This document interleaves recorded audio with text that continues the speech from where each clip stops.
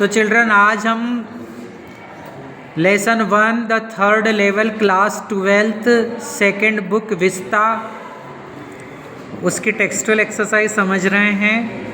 Question number first, what does the third level refer to. यहाँ पर third level का क्या अर्थ है? तो द थर्ड लेवल रेफर्स, यहाँ पर एस और लगाना है। The third level refers to the subway of the Grand Central railway station. Railway भी लिखना है हमें यहाँ पर। तो यहाँ पर थर्ड लेवल क्या है? एक सबवे है, किसका?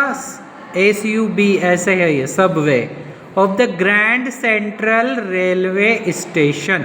Is that clear?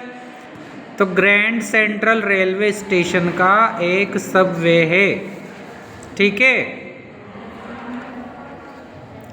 यहाँ पर क्वेश्चन नंबर सेकेंड है, वुड चार्ली, चार्ली है ये, spelling is miss spelled. Would Charlie ever go back to the ticket counter on the third level to buy tickets to Galesburg for himself and his wife? क्या meaning हुआ इसका कि क्या Charlie फिर से जाता है go back to the ticket counter पर, थर्ड लेवल पर?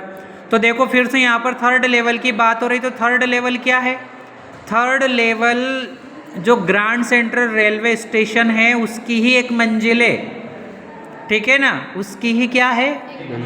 मंजिल है उसकी।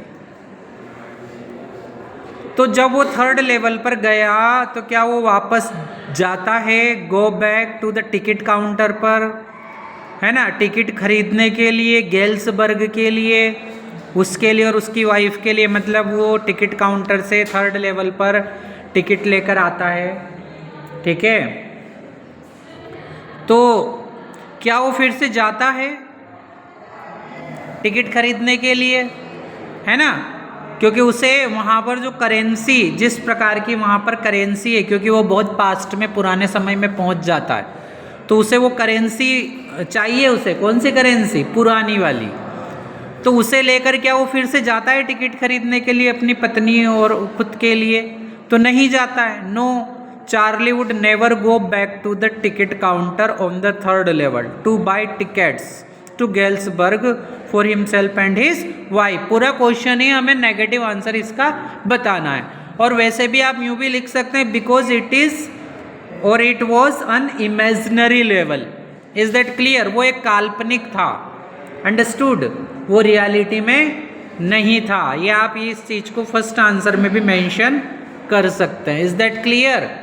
कि क्या थर्ड लेवल ओरिजिनल वास्तविक रूप से था क्या? नहीं था, वो तो काल्पनिक था, वो पास्ट में पहुंच गया था, भूतकाल में। Do you think that the third level was a medium of escape for Charlie? Why? क्या आप सोचते हैं कि चार्ली के लिए थर्ड लेवल जो है वो एक मीडियम ऑफ एस्केप, मतलब एक कहीं से बचकर निकलने का एक रास्ता था उसके लिए? और क्यों? आपको इसका जवाब भी देना है इस आंसर में। तो क्या आप कुल मिलाकर हमें ये मीनिंग समझना है इसका कि क्या आपकी सोच के अनुसार थर्ड लेवल जो है वो चार्ली के लिए इस दुनिया से बचकर निकल जाने का एक रास्ता है? कि वो, इसका मतलब यूँ बोलना चाह रहा है ऑदर कि क्या वो चार्ली यूँ चाहता है कि यार मैं इस दुनिया से दूसरी दुनिया में चला जाऊं तो अच्छा है? तो हाँ बिल्कुल, वो ऐसा चाहता है। तो अपन को कैसा आंसर देना? यस। और फिर क्वेश्चन का ही अरेंजमेंट करना है। आप देखिए, yes the third level was a medium of escape. Escape मतलब बचकर निकलना, for Charlie, because the modern world is full of insecurity. क्योंकि ये जो आधुनिक दुनिया है ये इनसिक्योर है, सुरक्षित नहीं है। फियर है, यहाँ पर वार है, वॉरी मतलब चिंता है, एंड स्ट्रेस तनाव है, भागम भाग है। तो इन चीज़ों की वजह से वो चाहता है कि यार मैं इस दुनिया से बचकर थर्ड लेवल पर चला जाऊं। Is that clear? Now see the next question, question number 4, what do you infer from Sam's letter to Charlie? आप जो सेम का जो लेटर है चार्ली को, जो सेम ने लेटर लिखा, उसका ही फ्रेंड था सेम, जो मस्तिष्क का डॉक्टर है, उसने जो चार्ली को लेटर लिखा है तो आपको क्या क्या उनसे सूचना मिलती है, इन्फॉर्मेशन मिलती है। तो उसने लिखा कि the letter belongs to the past time 1894। तो उस लेटर पर क्या डेट लिखी हुई थी, 1894 ईयर उस पर लिखा हुआ था। इसका मतलब कि लेटर से ये सूचना मिलती है कि भाई ये पास्ट बहुत पुराने समय का लेटर है। There is an address of Charlie's grandfather, किस जमाने का, उसके दादाजी के ज़माने का लेटर है वो, यूँ मान लो आप उसके दादाजी के समय का लेटर है वो, और वही एड्रेस उस पर लिखा हुआ है। There is a picture of the president Garfield, तो उस समय जो प्रेसिडेंट गॉरफील्ड थे उनका भी पिक्चर है उस लेटर पर। तो इससे समझ में आ रहा है कि भाई वो उनका उसका जो फ्रेंड है वो कहाँ है अभी, वो पास भूतकाल में चला गया है। इसके बाद नेक्स्ट पॉइंट है इसका, सेम हैज़ रीच्ड टू गैल्सबर्ग, और इससे समझ में आ रहा है कि भाई सेम कहाँ पहुँच गया है, गैल्सबर्ग में। Next question, the modern world is full of insecurity, fear, war, worry and stress.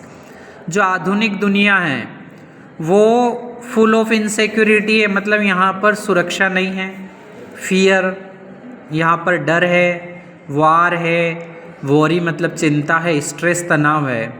What are the ways in which we attempt to overcome them, तो ऐसे कौन कौन से तरीके हैं, है ना, in which we attempt to overcome them, जिससे कि हम इन पर काबू पा सकते हैं। आपको क्या बताना है यहाँ पर कि ऐसे कौन कौन से तरीके जिससे कि हम जो ये तनाव है ना, समस्याएं हैं, ठीक है, डर है, इन सब पे काबू पा लें हम। तो देखो, we should pray to God regularly, एक तो सबसे अच्छा है कि भगवान का स्मरण तो हमें हमेशा करना ही चाहिए। जब भी हम संकट में रहें भगवान का स्मरण करते रहें, संकट में नहीं रहें तब भी करते रहें, तो उससे हमारा मानसिक तनाव दूर होगा। क्योंकि और कोई मदद करे ना करे लेकिन प्रभु अवश्य मदद करते हैं। योगा एंड मेडिटेशन रिमूव और स्ट्रेस, तो योगा और ध्यान करना, योग करना, ध्यान करना, है ना, नियमित एक्सरसाइज करना, इससे भी हमारा मन स्वस्थ रहता है, शरीर भी स्वस्थ रहता है। We should have true friends, देखो अच्छे दोस्तों से ज़्यादा अच्छी मेडिसिन और कुछ नहीं है। यदि हमारे अच्छे दोस्त हैं तो वो बहुत सारी हिम्मत हमें स्वतः देंगे।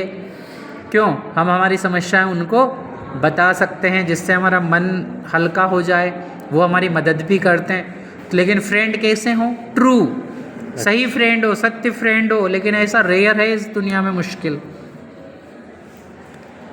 Do you see an intersection of time and space in the story, क्या आपको इस स्टोरी में intersection of time and space मतलब गैप दिखती है? तो हाँ दिखती है ना, कितनी गैप है इसमें, इंटरसेक्शन एंड स्पेस मतलब विभिन्नता दिखती है इसमें, गैप दिखती है। तो दिखती है ना गैप, कैसे कि चार्ली तो अभी आधुनिक युग में रहता है लेकिन वो कहाँ पहुँच जाता है, भूतकाल में पहुँच जाता है उसके दादाजी के ज़माने में। तो ये बहुत बड़ा स्पेस है कि नहीं है? तो यहाँ पर देखो हमने क्या लिखा है, yes I see an intersection of time and space in the story. क्या है कि Charlie lives in modern age but he finds the third level, लेकिन वो थर्ड लेवल पर पहुंच जाता है। और यहाँ पर थर्ड लेवल का क्या अर्थ है, भूतकाल में चला जाता है। Charlie has new currency but he looks old currency at third level. ये करेंसी की स्पेलिंग भी सही करेंगे, इसमें एन लगाएंगे, NCY करेंसी। तो चार्ली के पास नई करेंसी है, जब वो टिकट खरीदने जाता है थर्ड लेवल पर तो उसके पास तो नई करेंसी है, लेकिन उसे वहाँ कौन सी करेंसी दिखती है, पुरानी करेंसी, जो कि अब बंद हो चुकी है। Next point, same goes to Galesburg and settles at there. उसका फ्रेंड जो सेम है डॉक्टर, वो गैल्सबर्ग में पहुंच गया है, वहीं पर सेटल हो गया है। The letter belongs to the past time period, और जो उसका लेटर है वो किससे जुड़ा हुआ है? भूतकाल से जुड़ा हुआ है। ऑफ हिज ग्रैंडफादर कौन से सेंचुरी से? 15th century. क्यों 15th ही है ना? 18th century. ओके, तो यहाँ पर 18th सेंचुरी करें इसको। Charlie imagined the past peaceful life in modern as. और चार्ली कौन से जीवन की कल्पना करता है यहाँ पर? पास्ट, भूतकाल की। क्यों? क्योंकि वो शांति देने वाला जीवन था उस समय का, है ना। मॉडर्न एज में वो कौन से युग की कल्पना करता है? भूतकाल की। Is that clear?